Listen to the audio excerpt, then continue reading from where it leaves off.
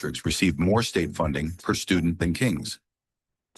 Since 2022, the board and administration have identified savings and additional revenue totaling $8 million. These cost-saving measures have had minimal impact on the student and classroom experience. The Kings Board has established two goals: create long-term financial sustainability and reduce property taxes for all homeowners. The board has placed a measure on the November 4, 2025 ballot with two components: a 1% earned income tax on wages and salaries of Kings residents, and a 1 mil property tax reduction for all homeowners. The earned income tax would apply to wages and salaries. It would not apply to pension income, Social Security benefits, disability benefits, or capital gains.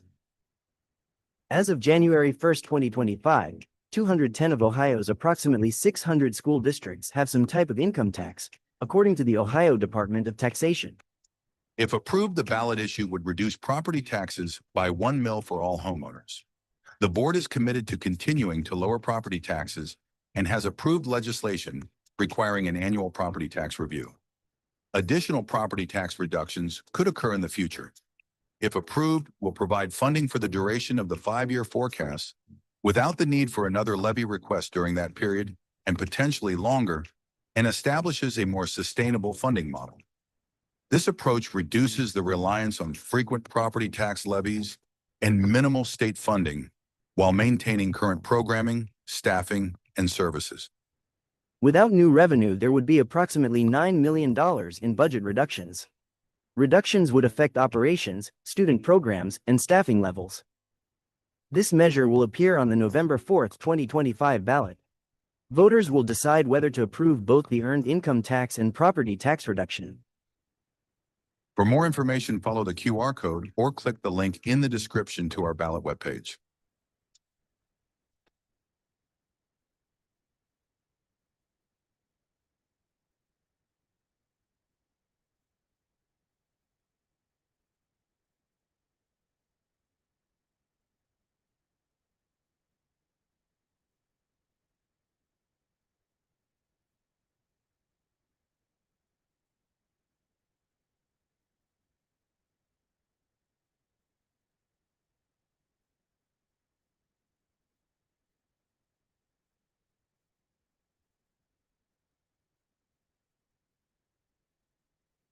Kind of circling back to discussions that we've had continuously throughout the spring before the board ultimately elected to put the issue on the ballot. So we'll make sure we do a good job of circling back and kind of rehashing and going through that again, just to make sure the community has that information.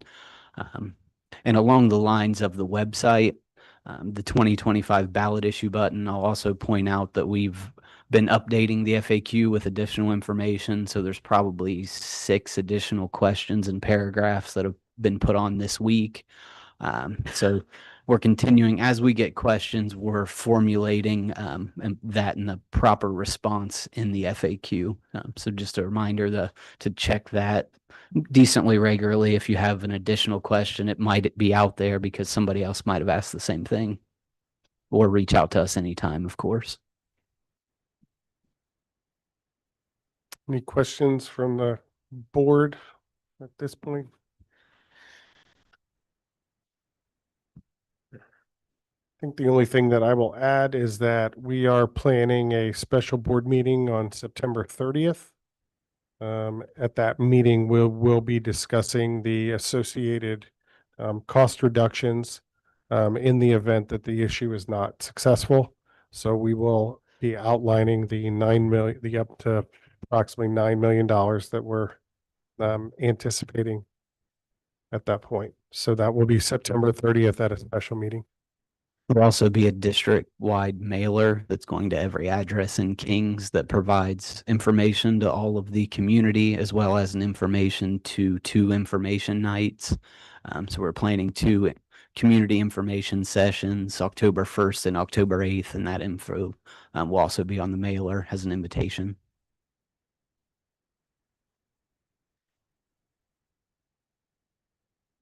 I know this video that we just were able to watch was in the Night Nation News.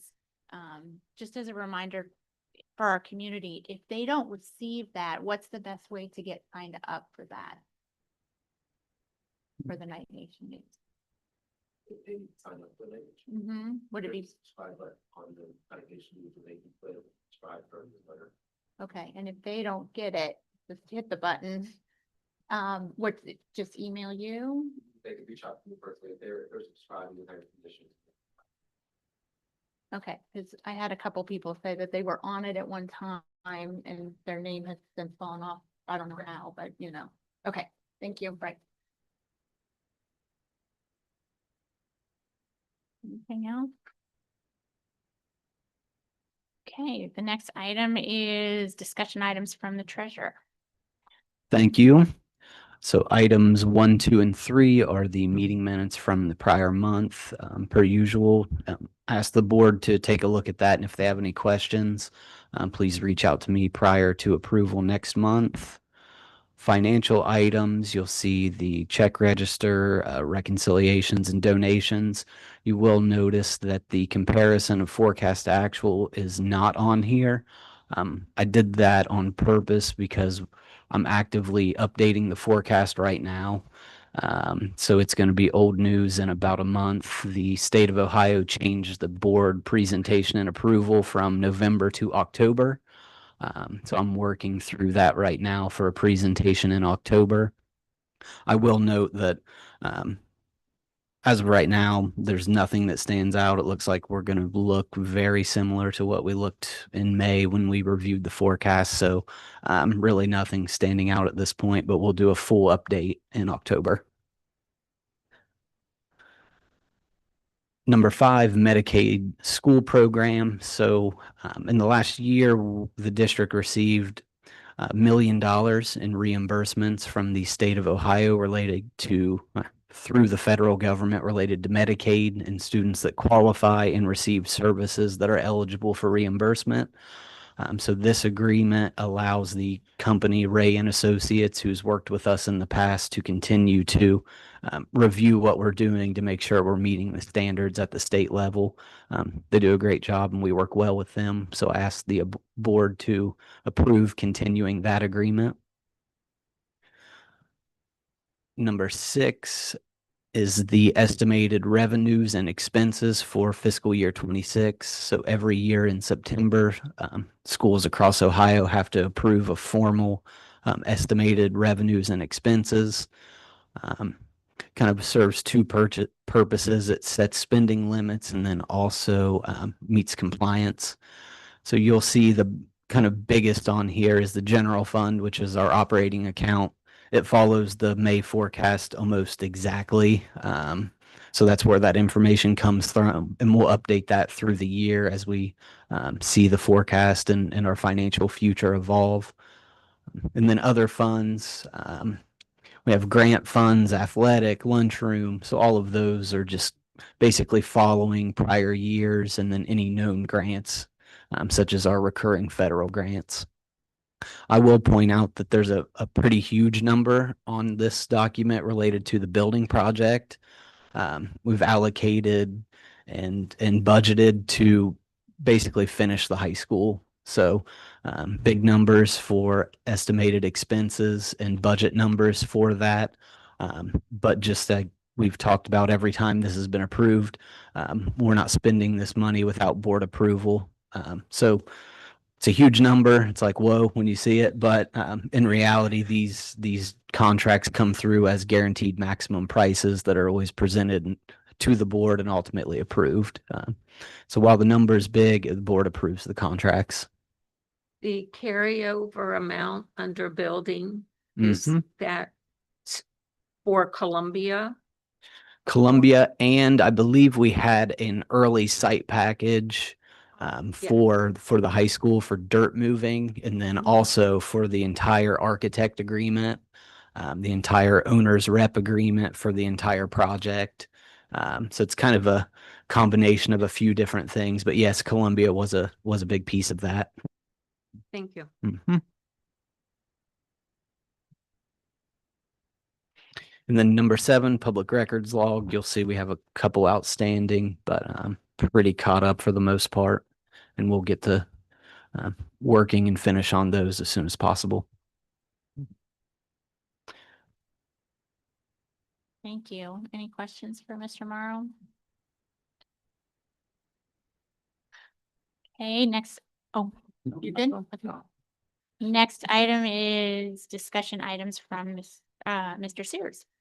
Yep, two out of overnight trips for approval next week. The first one is a high school government and law field trip to New York City and Philadelphia that was in January. So that will take place. Ms. King will take those students. And then also coming up at the end of September, an annual marching band field trip to Columbus with an overnight stay. So that will, those are two that will be asked for approval for next week.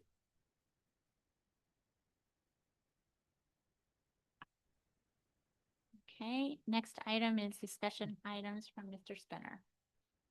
Thank you, Vice President Groff, King's Board of Education. 3 items under our section this evening. First up, personnel.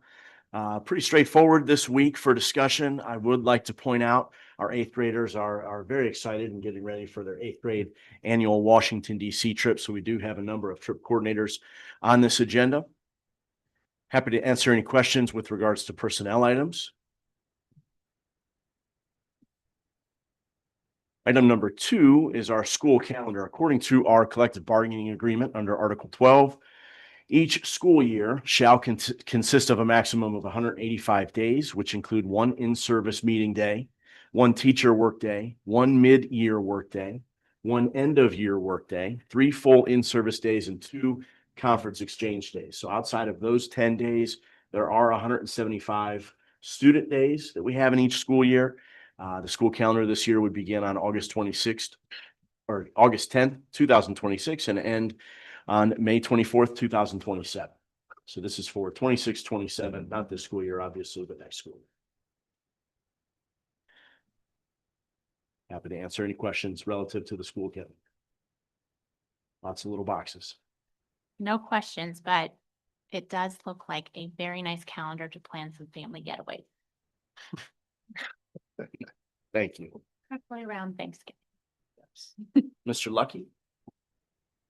Just the one item or yearly first in lieu of approval.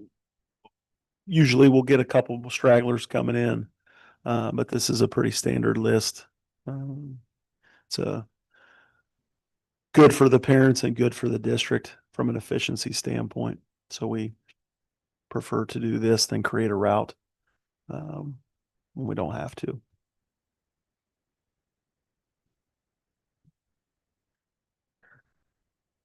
Okay, next item on the agenda is discussion items from the Assistant Superintendent of Educational Programs, but there don't be any right now. So thank you. How about items presented by the board? Anything there?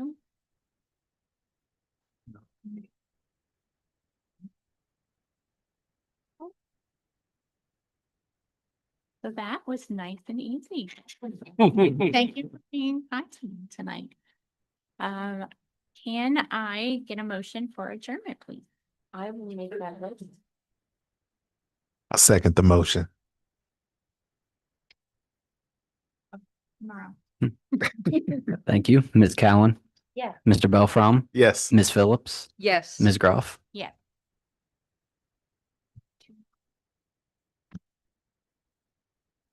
Who started? And we had to, I said,